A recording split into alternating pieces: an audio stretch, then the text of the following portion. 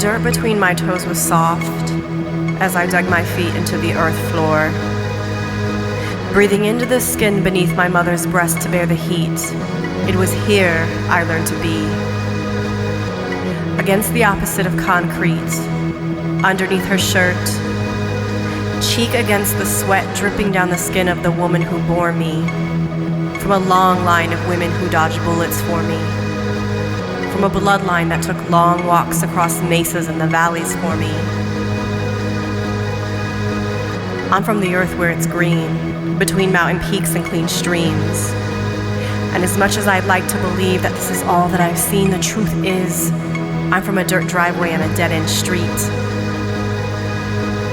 I come from wishes on the love seat, nose and breath against the window screen, waiting for a pair of headlights to understand me because nothing grew here, just dreams. I remember crawling with you under the barbed wire fence to lay on the grass as ants crawled beneath our backs. The sun told stories through the trees about who we'd like to be. It didn't occur to 8-year-old you or me that who you want to be is a lot more than just being. I saw you once again at 18, through the cracks in the clouds where that silvery gold light beamed. You were covered knee-high in dirt, but your skirt, it blew in the breeze like it knew your purpose.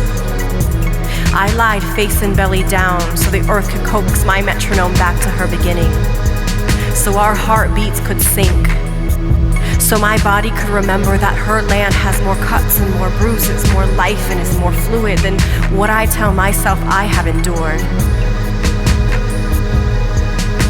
That day I stood up, barefoot for us both on the gravel of our pursuit. My umbilical cord is buried in the yard somewhere, grounding me to remember that my hurt is extraterrestrial and does not command my growth. I watched the sky collect itself in shock, shattering constellations over the sunset of our boundaries.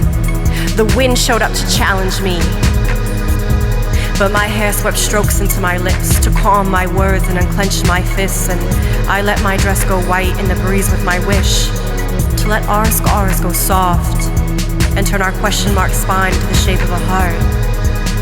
I started heel to toe on somewhere to go because any place is better than hard. Do you think there were not nights that we did not want gentle to spread us open, to push deeply on our souls, to pulse hard against the bottom of our hearts with the tip of their thoughts, planting their seeds into our soil? She was once here too, in the gaze of her mirror or her shadow on the rocks. She conducted symphonies with new heartbeats for us to live in line with, stitching our DNA with her blue veins into the fabric of looking ahead, sewing with the next generation of mothers in her thread. For granddaughters she would never meet, so we would take lovers who will study the way that we walk, just to improve how we talk. Lovers who will let our gray matters live in their lungs and will collect stars on their tongues so that only constellations will drip from their lips in describing how high they will get and witness to the ways we exist. And this will have nothing to do with the switch of our hips or our nape to their lips, and everything to do with the way we hold their cheeks against a chest beating with resilience. We cannot afford to let our hearts fall to the floor.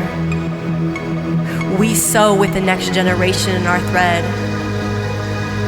We inherently carry their heartbeats in our bellies.